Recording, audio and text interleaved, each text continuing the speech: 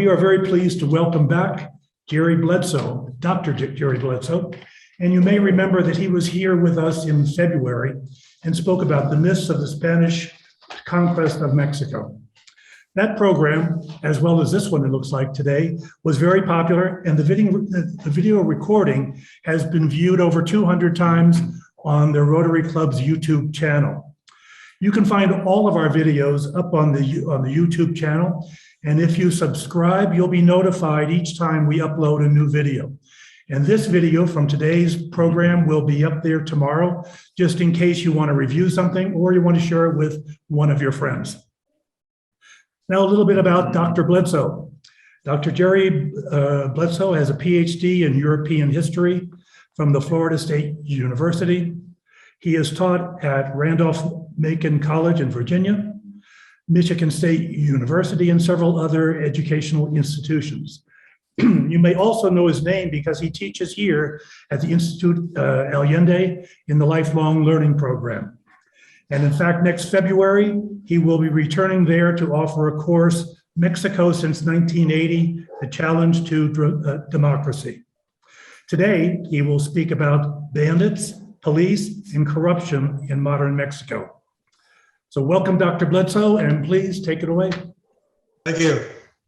Well, thank you for having me back. It's an honor to be invited back. I wanted to say that this course was presented at the Lifelong Learning Program in October of 2020, and I had 8 hours to discuss the topic, basically Mexican history from the colonial period up to and past the revolution in 1920.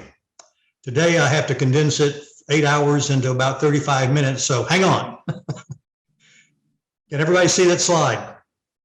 Yes. Make it full screen.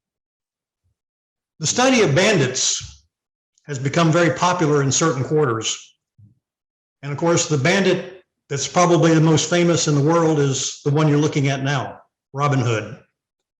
His saga started in the 12th century in England, but it wasn't written down until after 1450, which means there were a lot of myths associated with the story of Robin Hood. But Robin Hood was what we call a social bandit, because in theory, he stole from the rich and he gave to the poor. He also opposed autocracy in England. There's no evidence, however, that Robin Hood ever existed, but his story goes on and on in thousands of screenplays, movies, articles, novels, what have you, in all parts of the world. Now, before I start talking about Mexico, I want to remind the Norte Americanos here that we had our bandits. The one on the left is Jesse James. The one on the right is Billy the Kid, very famous in the United States. My favorites, however, are Butch Cassidy and the Sundance Kid. Maybe you saw the movie. Of course, I was a big Paul Newman fan as well. They were bandits in the 1890s in the United States and South America. Of course, in our Depression, the popular bandits were Bonnie and Clyde. And a movie was made about them, I think it was in 1969, something like that, which appealed to the younger people in the United States. Bonnie and Clyde, it didn't end well for them. Of course, they were ambushed and both of them killed by marshals. Now, the study of bandits became very popular after 1969, when an English historian by the name of Eric Hobsbawm published a book called Bandits. It was really a study of social change of the lower classes in particular, which are the source of most of the bandits in the world, in all nations, including Mexico and the United States.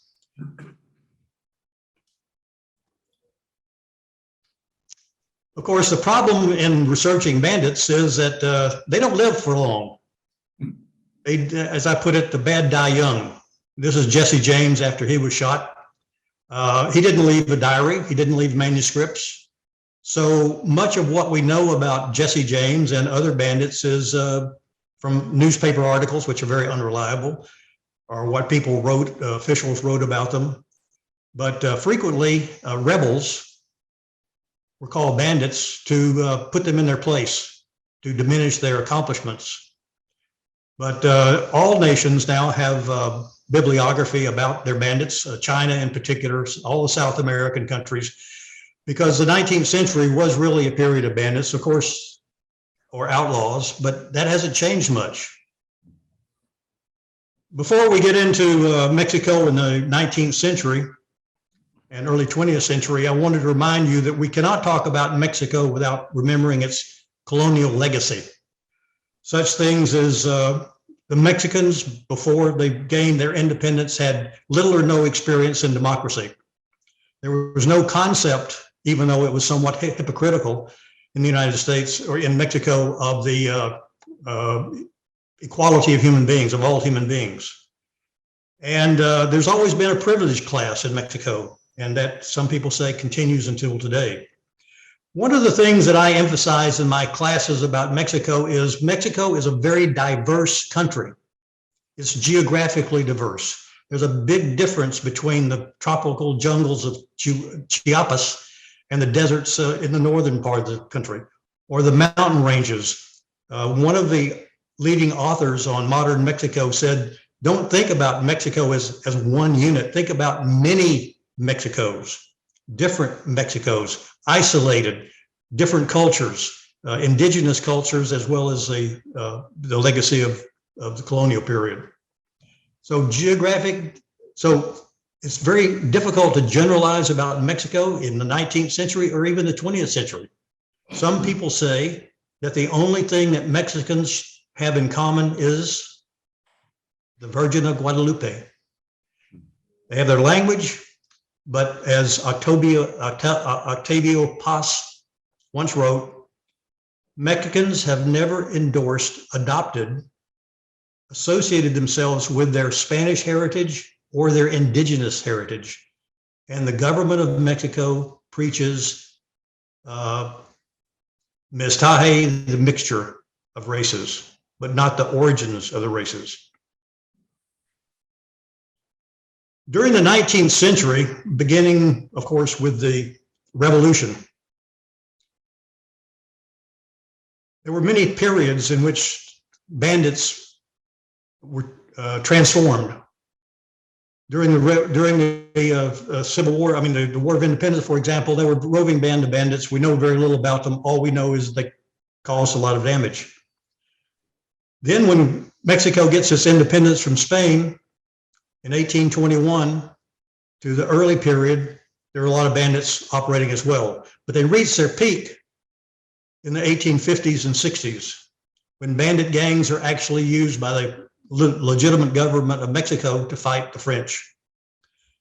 This is a period of political chaos from approximately from 1821 to 1876, a period in which governments changed constantly. There were constant revolts, revolutions, wars going on in all parts of the country. And it was during this period that the Mexican bandit became a folk hero. Of course, all of you in San Miguel know what happened in 1810, in September of 1810. Father Miguel Hidalgo started a revolution. And as this picture shows, this mural shows, it was a revolution of the common people. Now, he was assisted by some royal officers from San Miguel, the Allende fellow and the Aldamas, but Hidalgo was leading a revolution, supporting the concept of equality, supporting the concept of universal suffrage and land reform, eliminating the royal taxes and all things like that, which were not really the goals of the Creole class, the ruling class, and the Spanish class in Mexico City. Political chaos. I've taught 2 or 3 courses on 19th century Mexican history, and I have to divide it up into particular periods. One is a period from 1821 to 1855. The fellow looking at you on the screen is Lopez de Santa Anna, general who served as a president or acting president or dictator of Mexico for 11 times, 1835 to 1855. He was the man. He was the man that Mexico, the Creoles, called on during this period to defeat the French, to take on the Americans when the American army invaded Mexico. He was the man. But of course, during the same period, he held the top position 11 times, but he shared this with another 30 people. It was a true period of chaos because the ruling class in Mexico City, the Creoles, could not agree on what form of government to have and the reforms that should be taken to modernize Mexico. It was a period of total chaos, and it did not end in 1855 when Santa Anna was exiled permanently from the country. Actually came back in later, but they thought they were really getting rid of him permanently in 1855. Now, the second period of political chaos is 1857 to 1877 under the presidency of Benito Juárez. Benito Juárez, of course, was a Zapotec, full-blooded Zapotec Indian from Oaxaca.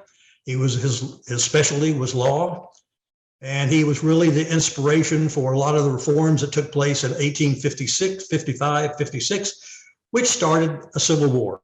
The conservatives, the loyal Catholics in the country could not tolerate Benito Juárez and his friends' modernization and anti-clerical legislation. During this period of 1857 to 1877, this was when in 1863 is when the French took over and imposed a emperor on Mexico. Juárez was run out, his government was forced out of Mexico City. It was in exile in different parts of the country, mainly in the north. And since he had no revenue to fight the French, he used bandit gangs as unofficial guerrilla fighters, much to the embarrassment of some of his liberal friends and supporters, and much to the concern of the United States. Of course, during this period of 1863 to 1867, it was a period of the American Civil War. So the United States could not do too much one way or the other to deal with the French invasion of Mexico. So these three men,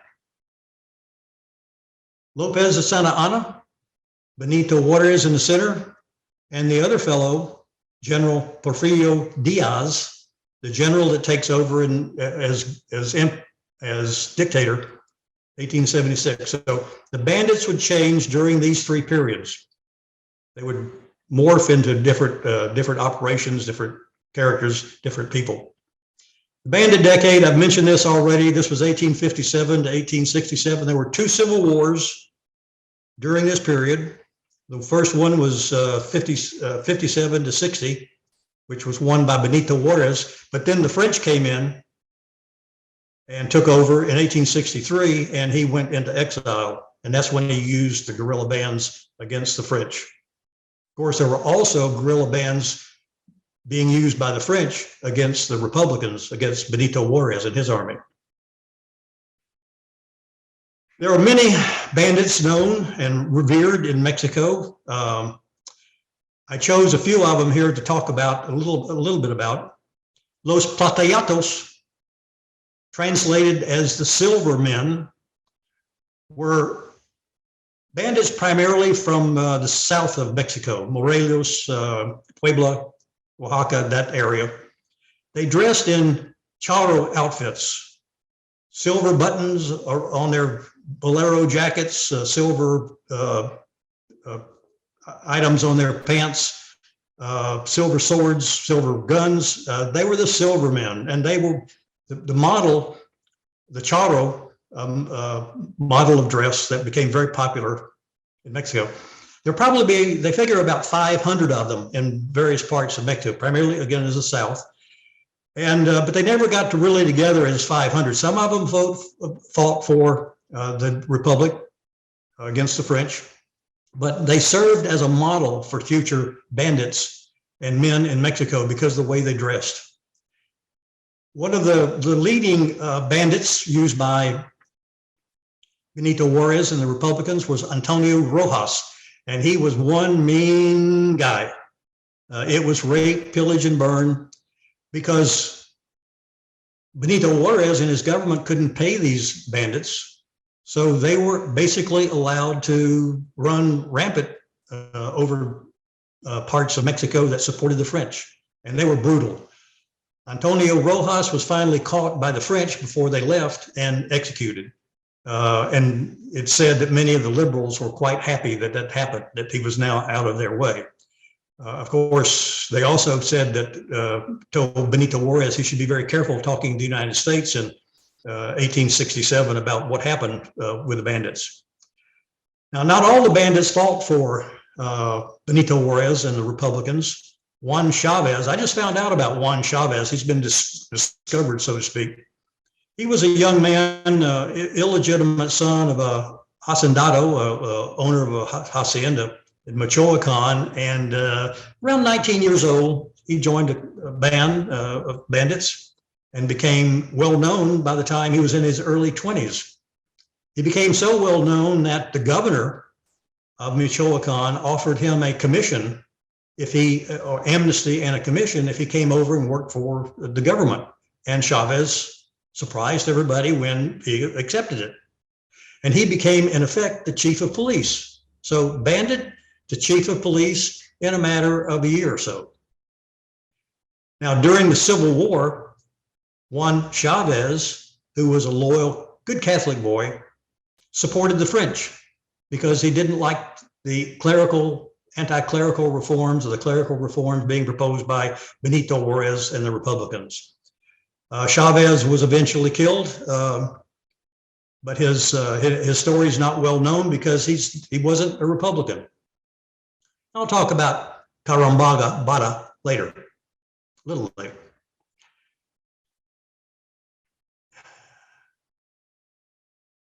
After the French were run out of Mexico and Maximilian the Emperor was executed in 1867, Benito Juárez created the National Rural Police Force. It was the first national police force in the history of Mexico. And it's very much like the Guardia Civil in Spain or the Gendarmerie in France. It was typical during this time that countries created national police forces to deal with banditry. Now, the deal here was that many of these rural police were recruited from the bandit gangs. And it was a way of paying off them for their help during the Civil War, but it was also seen as a social mobility. The problem was that many of these police deserted. They got bored being police and not getting enough loot or whatever. So they would often steal their horse or take their horse and their guns and go off and resume their banditry. So the rural police, actually for a long time, they thought that Porfirio Díaz, General Díaz, the dictator of Mexico, created the rural police, but it was an American historian working in the National Archives who discovered it was really Benito Juárez that created the police. These police became the symbol of Mexican nationality. And you see their charro outfits, the silver on their legs, the bolero jackets, the sombreros. That became the symbol of not only nationality, but Mexican manhood. Oh, here's my favorite, La Carambada. She was as much a legend as anything else. A bandit that frequented the highways or the roads around Querétaro. And she would hold people up. She had either this rifle or this is not an actual picture of her. There's no pictures left. This is when I Googled her, this is what I got. But it was unique because she was a woman, but she would hold up, say, a stagecoach, and she would stick all the loot in her pocket, or a driver of a wagon, mostly men. She would stick the loot in her pocket, and holding her gun in one hand, she would lift up her blouse and expose her breast and say, "Hey, how does it feel to be robbed by a woman?" Now, you can imagine the damage that did to a macho hombre's manhood, right? La Carambada, we don't know too much about her, what happened to her, but she is, again, one of the favorites of the historians of bandits. She was popular because she was a woman and she was stealing from men primarily. The dictatorship, so we have from 1821 to 1866 or 67, 40 or 50 presidents of Mexico. The chaos ends to a degree in 1876, 1877, when General Porfirio Díaz becomes the president of Mexico, but morphs into the dictator of Mexico. It seems that the ruling classes, the Creole classes, were tired of the chaos. They wanted stability. They wanted to modernize the country. And this happens during the dictatorship of General Díaz, who started, again, his career as a liberal, just as General Santa Anna started his career as a liberal general. And as Benito Juárez, of course, was a liberal. Even Benito Juárez figured out late in his career, I think he died in 1872 as president, he died in office at his desk, by the by, realized that Mexico was so diverse, so scattered, the many Mexicos, that you could not have a government that could really rule the country unless it had a strong central component. And of course, the early liberals in Mexico wanted a federated government where the states were sort of semi-autonomous.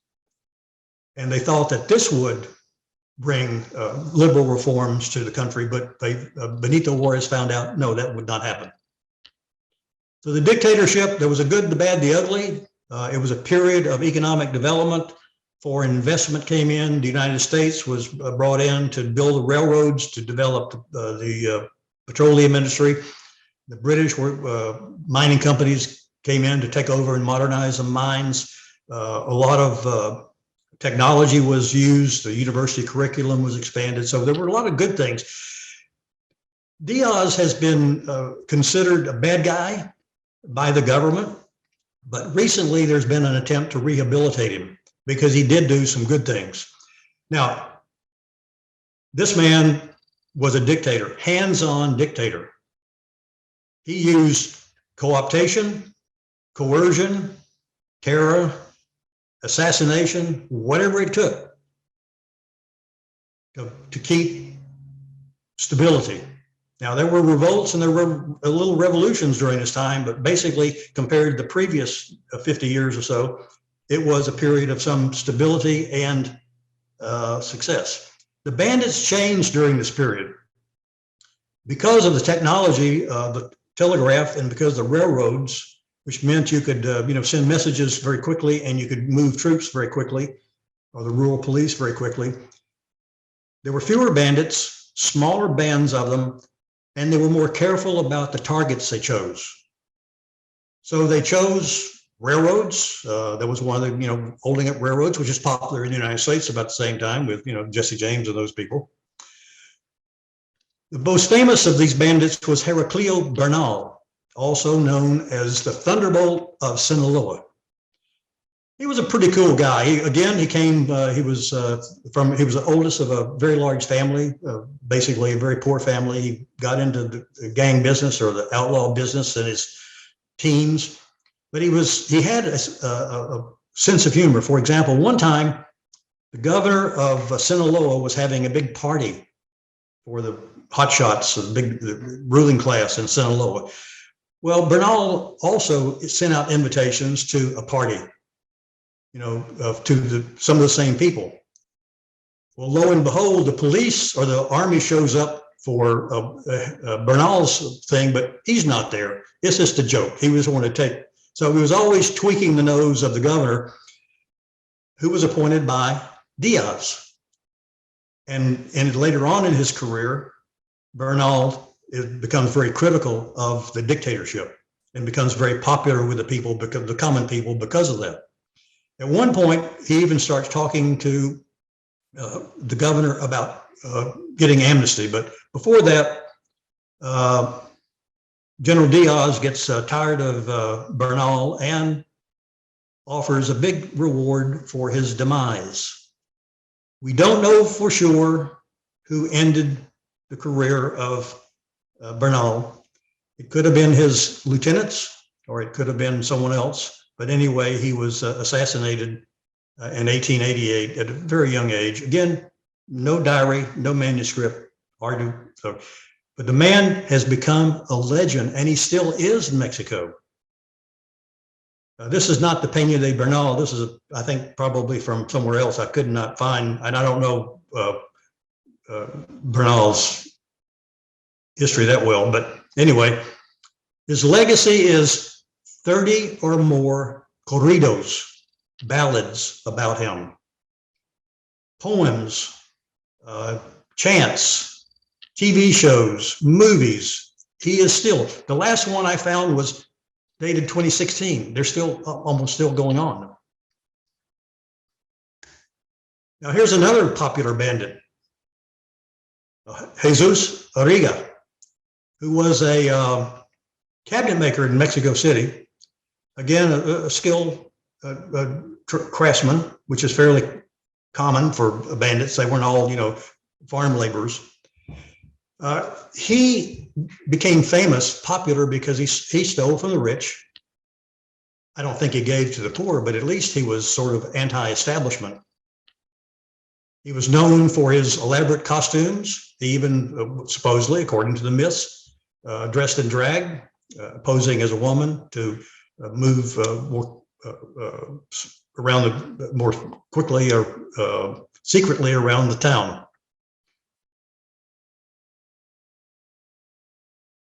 And Chucho lives. Chucho El Roto was his bandit name. So you can see this is an example of the TV shows and videos made for Chucho. There is a restaurant in Mexico City today, I checked, called the Restaurante Chucho El Roto. Again, a social bandit who had this myth about stealing from the rich. He even kidnapped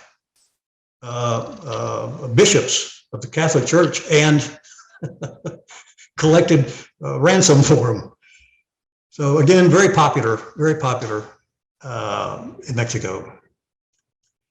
The revolution comes along in 1910, and the man who finally deposes General Diaz was Francisco Madero.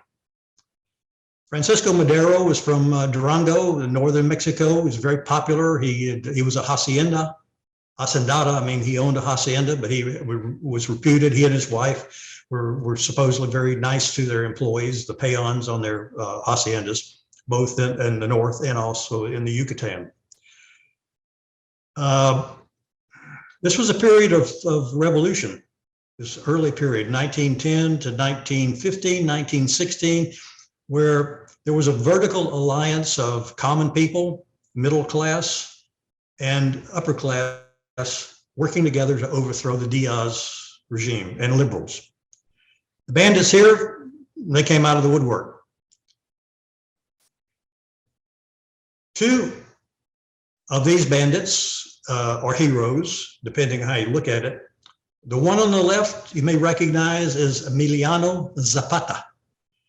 Emiliano Zapata was a true revolutionary. He came out of the South, Morelos, ahead of a peasant revolution demanding land reform. And he did not agree to compromise on anything less than that during his career. The fellow on the right you probably recognize is Francisco Pancho Villa from the north, from Durango and Chihuahua. Again, and both of these guys were very popular with the common people. Now, Emiliano Zapata was not a bandit early in his career, but Pancho Villa was. Zapata and Villa were not recognized by the new government of Mexico after the Civil War, the revolution was over, because they more or less stayed as either revolutionary refusing to accept the new government like Zapata, or went back to sort of banditry like Villa. In fact, Villa, the government did not recognize him as a hero of the revolution until 1966. And the name Zapata still causes unrest among the ruling classes in Mexico because it's synonymous with revolution. Remember, there was a revolution in Chiapas in the 1990s, and they were called Zapatistas. Zapata left no diary. Because he refused to surrender or to be co-opted into the new state of government, he was assassinated in 1919. This is a picture. They always took a picture to prove that they were dead. He left no diary, no manuscript, but there are still people, especially in places like Chiapas, who are Zapatistas, who believe in revolution. Now, Zapata's forces were often guerrilla forces because they were not really trained military people. And they could raid a train station, for example, and steal everything there as a part of their revolution. But there was a thin line between doing this for revolutionary purposes and trying to get loot. Pancho Villa finally agreed in 1921 to retire. He was given a huge estate up in the north, thousands and thousands of acres. But one day in 1923, he decided to go into town, or a town nearby, in his car, and he and his bodyguards were killed by a band of assassins.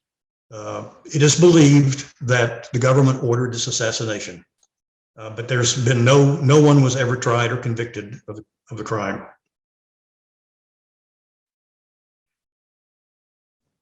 During the revolution, which became a civil war between the revolutionaries like Zapata and Villa and the government of Carranza, some of these revolutionaries became bandits. One of them is called him a mal hombre. He was from Michoacan and Bajío and parts of Jalisco. His name was Chavez. Of course, you can see his churro outfit again, the silver, the bandoleros, sombreros. But he and his gang really terrorized the Bajío, in Guanajuato, parts of Michoacan and Jalisco from 1815 until Chavez died of the Spanish flu in 1918. Any girl that looked more than 12 years old was considered eligible to be liberated from her virginity. These guys were really bad dudes. They burned towns down, they killed people, and they raped even young girls. Chavez claimed to be a follower of Pancho Villa, but Pancho Villa disowned him. El Mariachi, Antonio Banderas. The beat goes on. I underestimated probably when I started the study of bandits how important they are to Mexican nationality, self-image. On the one hand, bandits were considered bad guys by the ruling classes, but they were considered revolutionaries by the common people. And, most common people are law-abiding citizens. But by hearing the corridos, the ballads, by hearing the chants, the poems, things like that, they could live a life of adventure in their heads and a life of greater freedom. For most of the common people simply want justice and be left alone. And they find themselves during the 19th century, early on, having to pay taxes to the church, having to pay for things and being forced to oftentimes serve in the military. So the conclusions, again, to emphasize the fact, bandits have been a very important part, or outlaws, a very important part of Mexican culture. They serve, again, the plateados served as the charro macho men. The Rurales were glorified by the Diaz regime. They became the symbol of Mexican nationality, the macho hombre. So the beat, however, goes on. It doesn't stop in with the end of the Civil War and the revolution and the Civil War that was a part of that. Because today we have the cartels, the drug lords. Have you got your votive candle, your El Chapo votive candle? Do you have your 6-pack of El Chapo beer? Well, we know that El Chapo is in an American prison for the rest of his life. He's already broken out of 2 prisons, and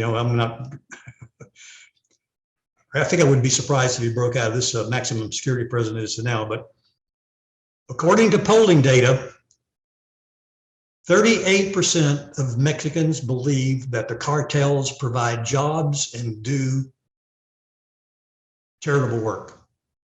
El Chapo was reputed to be a great benefactor of churches, helping to take care of churches and things like that, although there's no evidence of that. But the cartels are the new outlaws. The corridos, and I've tried to listen to them about El Chapo and some of the others, are usually rap music. Not the mariachi music, but good old rap music. And of course, the situation has become so serious in Mexico. Mexico is rated in the top third of corrupt countries in the world, according to international organizations. And one of the big changes in Mexico has been that the majority of Mexicans want the United States to come into Mexico and help deal with the cartels, which are now infiltrating, because of their money, are infiltrating government like never before and infiltrating legitimate businesses. So that is the end of my presentation. I hope I didn't run over too much. Again, it's hard to condense 8 hours into 30 or 40 minutes, but I did want to advertise the future courses that I'll be teaching. The first one is the Battle of the Alamo, How Should It Be Remembered? This will be in November 16th and 17th with the Lifelong Learning Program. It will be by Zoom. I'm going to present the history of the Battle of the Alamo, of the movement in Texas for independence, and from both sides, and see how, leave it up to the participants in the class how it should be remembered. The other one I'm working on is Mexico since 1980, the challenge to democracy. As most of you know, in the year 2000, Mexico had its first legitimate election, fair and open election of a president in 71 years. And it has been making progress toward democracy of independent branches of government, the courts, the legislature, and things like that. But this reform movement has not really been extended to the state governments, or many of the state governments, and things like that. So in order to teach this course, I had to go back to school and learn a little bit about economics, because although I had a major in history, geography, and sociology, I never took an economics course. And there's a lot of economics to understand what really happened in Mexico since 1980. There were several very serious financial catastrophes, economic catastrophes, which forced the government to start opening up the economy, doing things like NAFTA, and I'll talk about NAFTA, good, bad, and ugly. So that course is be February 23rd and 25th, and if all goes well, I hope to give this course in person in the Instituto de Allende in next February. The final thing is, if anyone wants to know the books that I use for this course, here they are, the three most important. Of course, there were others on it. Chris Frazier, excellent book, The Bandit Nation. He really talks about the philosophy of studying and understanding banditry. Paul Woodward, Disorder and Progress. He talks about how the bandits can be agents of disorder, the police agents of order, but they can interchange. And that's why he called the Rurales, the rural police bandits. And the guy who really wakened me up to the common people in Mexico, other than the, not the elites, but the common people, the peons, the campesinos and others. Excellent book on 19th century Mexico, Men, Women, and War. And he really also pays a lot of attention to what happened to the women in Mexico during the 19th century. So these are three books that I heartily recommend. If you want to know more about bandits, I remember I called a friend of mine in Mexico City, a professional architect, and I said, hey, I'm going to do an article, I'm going to do a presentation or course on the common people in Mexico in the 19th century. And he said, why would you want to do that? It's not very interesting. I'll leave it at that. Thank you for inviting me back. Any questions?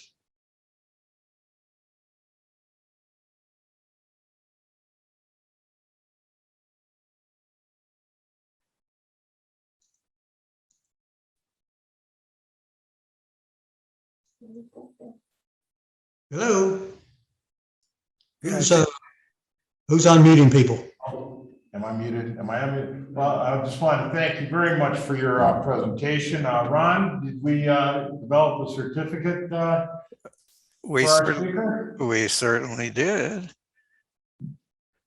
Well, thank you so much again for your presentation. And I want to know, we're going to send you this certificate.